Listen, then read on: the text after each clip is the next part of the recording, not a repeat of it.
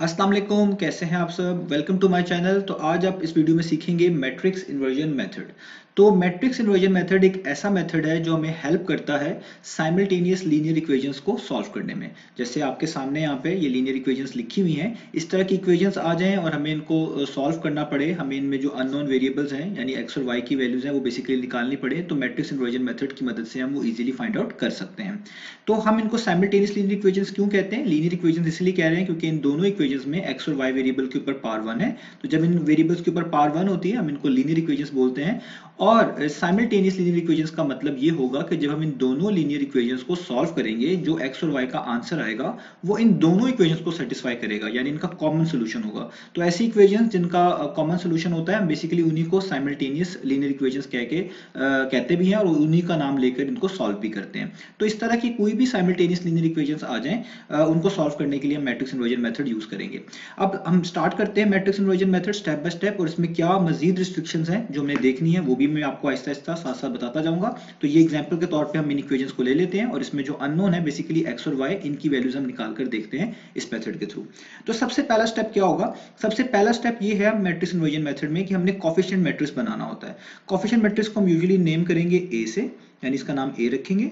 और इसको coefficient matrix क्यों बोलते हैं? क्योंकि इसके अंदर सिर्फ कोफिशिएंट्स हमने लिखने हैं। अब कोफिशिएंट्स किसके लिखने हैं? यानी जो इन दोनों इक्वेशंस में एक्स और वाई के साथ वैल्यूज आ रही है उनको हम कोफिशिएंट्स बोलते हैं। तो वही हमने यहाँ पर लिखने हैं रो वाइज। जैसे आप देखें जो फर्स्ट एक्स है इसके साथ 2 लिखा हुआ है, तो आप यहाँ पे लिख दें 2। आगे इसी इक्वेशन को पढ़ें तो इसमें y के साथ -2 लिखा हुआ है, साइन को यूज करेंगे तो यहाँ पे लिख दूंगा -2। और ये आप देखें मैंने दोनों रो वाइज लिखे, कॉलम में नहीं लिखना, रो वाइज लिखने हैं। अब दूसरी इक्वेशन पे आ जाए। इस इक्वेशन में x के साथ 3 लिखा हुआ है, तो ये इसका कोफिशिएंट 3 है यानी x का, तो यहाँ पे 3 उतार लेंगे। इधर y का कोफिशिएंट 2 है जो कि पॉजिटिव 2 है, पॉजिटिव लिखने की जरूरत नहीं है, तो जस्ट हम यहाँ पे लिख देंगे 2। तो ये बन गया हमारा कोफिशिएंट मैट्रिक्स। अब जब ये कोफिशिएंट मैट्रिक्स हम बना लेते हैं, इसके बाद हम बनाते हैं एक वेरिएबल मैट्रिक्स जिसको हम x से नेम किया करेंगे। इसके अंदर वो वेरिएबल्स लिखेंगे जो कि बेसिकली इक्वेशन में मौजूद होंगे या जिसकी वैल्यूज हमने फाइंड आउट करनी होगी। क्योंकि यहाँ पे सिर्फ दो वेरिएबल्स मौजूद हैं x और y, तो हम यहाँ पे लिखेंगे x और y और इनको कॉलम में लिखेंगे। ये हमारा हो गया वेरिएबल मैट्रिक्स। अब चलते हैं लास्ट वाले मैट्रिक्स पे जिसका नाम हम रखेंगे b, और ये होगा हमारा कांस्टेंट मैट्रिक्स, इसको हम बोलते हैं कांस्टेंट मैट्रिक्स। तो कांस्टेंट मैट्रिक्स के अंदर जो यहाँ पे आपके पास कांस्टेंट्स आ रहे होंगे हम इनको नोट डाउन करेंगे। तो 4 और 6 आ रहे हैं, तो हम इन दोनों को कॉलम वाइज इस तरीके से ऊपर नीचे लिख देंगे। तो इससे आपको एक बात और पता चल जाएगी कि जब भी आप ये मेथड अप्लाई करने लगे तो आप सबसे पहले इक्वेशंस को थोड़ा सा सिंप्लीफाई कर लें। सिंप्लीफाई इस सेंस में कह रहा हूँ कि एक्स और वाई की वैल्यूज एक तरफ होनी चाहिए और कांस्टेंट्स की वैल्यू एक तरफ हो, जिस तरह आपको यहाँ ऊपर इक्वेशन में नजर आ रही है। इससे आपको मैट्रिक्स बनाने में और आसानी मिल जाएगी।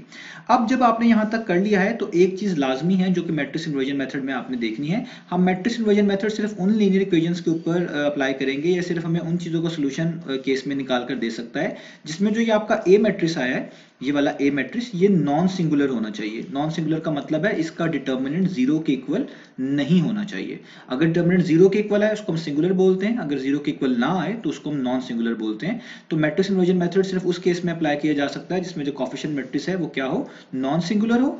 और दूसरी बात है वो स्क्वायर मैट्रिक्स होना चाहिए, वो हमेशा क्या होना चाहिए, स्क्वायर मैट्रिक्स होना चाहिए। अब स्क्वायर मैट्रिक्स का क्या मतलब है? स्क्वायर मैट्रिक्स का मतलब है ऐसा मैट्रिक्स जिसमें रोज और कॉलम की जो क्वांटिटी है, जो तादाद है वो सेम हो। तो आप देखिए इस ए मैट्रिक्स में 2 ही रोज हैं और 2 ही कॉलम है, तो ऐसा मैट्रिक्स जिसमें रोज और कॉलम सेम होती है उसी को स्क्वायर मैट्रिक्स बोलते हैं। तो ए हमारे पास यहाँ पे स्क्वायर मैट्रिक्स है। डिटर्मिनेंट अभी हम चेक कर लेंगे कि ये नॉन जीरो होना चाहिए, तब भी हम इस पे इन्वर्जन मेथड लगा सकते हैं, अदरवाइज हम इन्वर्जन मेथड नहीं लगा सकते। तो ये तो हो गया इसका पहला स्टेप। अब इसका नेक्स्ट स्टेप है, हमें एक फॉर्मूला याद रखना है, वो है x is equal to a inverse of b, A inverse multiply by B. इसी जो ए इनवर्स है इसको हम पढ़ते हैं मल्टीप्लिकेटिव इनवर्स। मैं यहाँ पे लिख भी देता हूँ ताकि आपको याद रहे, ये इंपॉर्टेंट चीजें हैं। ये जो ए इनवर्स है ये बेसिकली कौन सा इनवर्स है, ये है मल्टीप्लिकेटिव इनवर्स। और इस मल्टीप्लिकेटिव इनवर्स को हमें खुद से फाइंड आउट करना पड़ेगा। हम बेसिकली करेंगे क्या, इस ए इनवर्स की वैल्यू और बी मैट्रिक्स की वैल्यू यहाँ पे पुट करेंगे और हमें x मिल जाएगा, और x हमारा क्या है, अननोन्स, यानी x और y की वैल्यू जो हमने निकालनी होगी।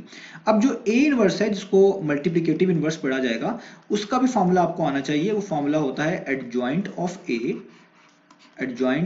ए divided by determinant of A.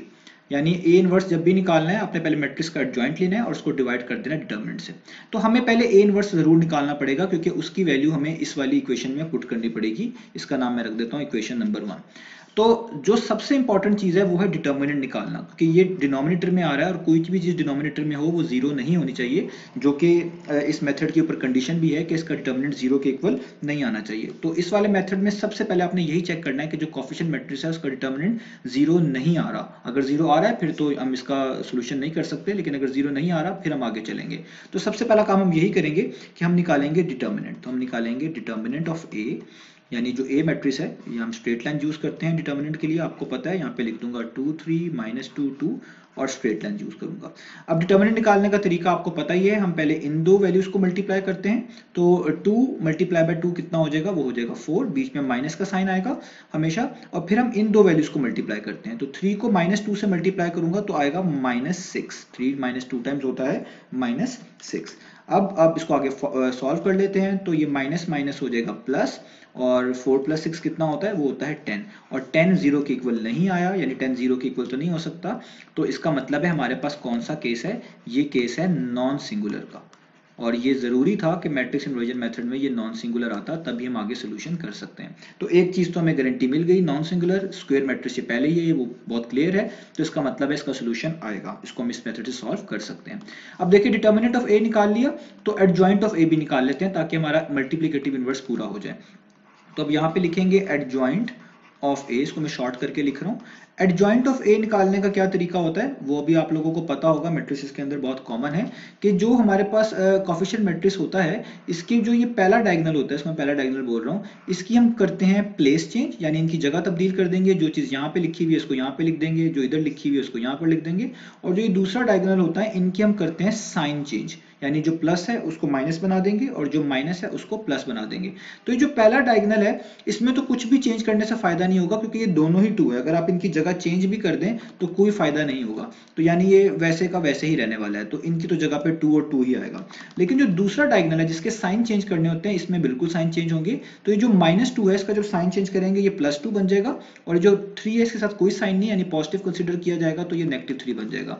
तो ये -2 +2 हो जाएगा और +3 -3 हो जाएगा। ये हमारे पास आ गया इसका एडजॉइंट। अब डिटर्मिनेंट भी आ गया, एडजॉइंट भी आ गया। अब जस्ट हमने इस फॉर्मूले में जाना है और ये सारी की सारी वैल्यूज इसके अंदर पुट कर देनी है इस फॉर्मूले समेत, और देखना है हमारे पास फाइनल आंसर क्या बनता है। तो हम आते हैं इस फॉर्मूले को यहाँ पे दोबारा लिख लेते हैं। तो हमारे पास ये फॉर्मूला है x is equal to A inverse of B.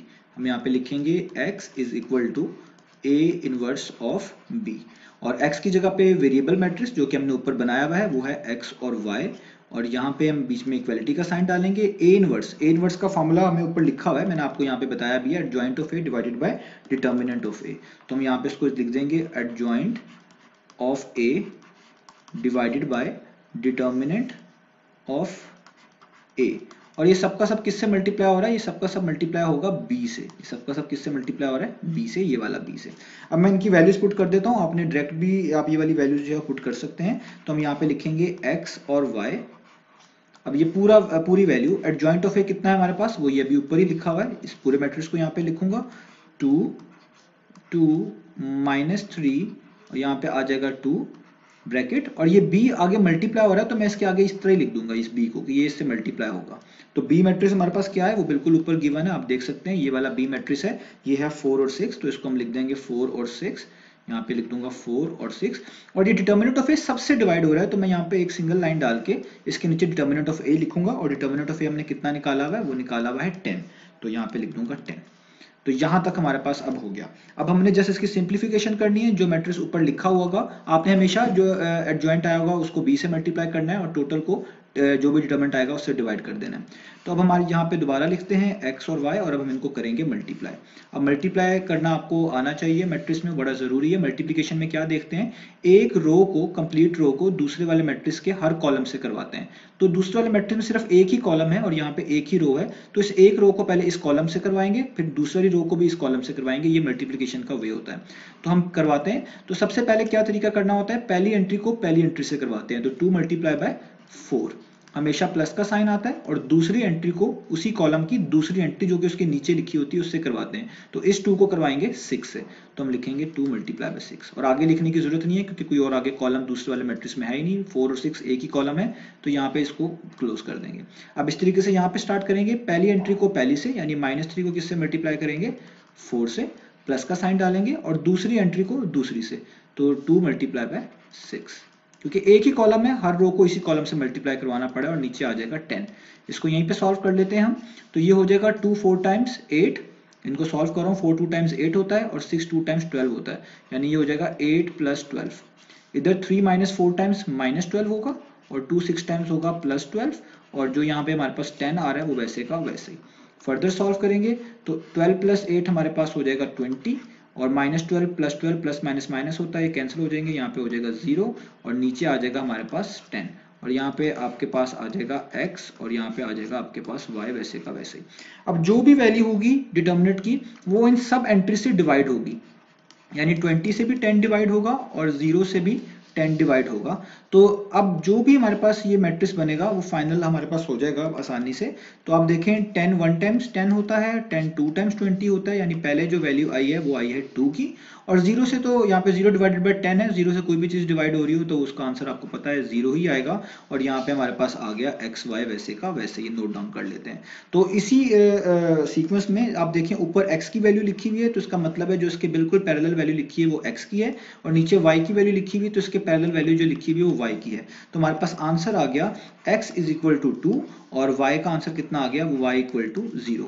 यही हमने फाइंड आउट करके दिखाने थे, यही हमारे अननोन थे। तो देखें इस तरीके से मैट्रिक्स इन्वर्जन मेथड को हम इस्तेमाल करके साइमल्टेनियस लीनियर इक्वेशंस को सॉल्व कर सकते हैं। और ये जो x इज इक्वल टू 2 और y is equal to 0 answer आया वो आप इन इक्वेशंस में दोनों में पुट करके देखिएगा तो इसकी राइट हैंड साइड और लेफ्ट हैंड साइड इक्वल आएगी। जैसे मैं फॉर एग्जांपल इस इक्वेशन में x की जगह पे 2 पुट करता हूं तो 2 2 टाइम्स 4 हो जाएगा, और y की जगह पे 0 आंसर आया हुआ तो 2 0 टाइम्स 0 हो जाएगा, और 4 माइनस 0 4 ही होता है जो कि इसकी राइट हैंड साइड है।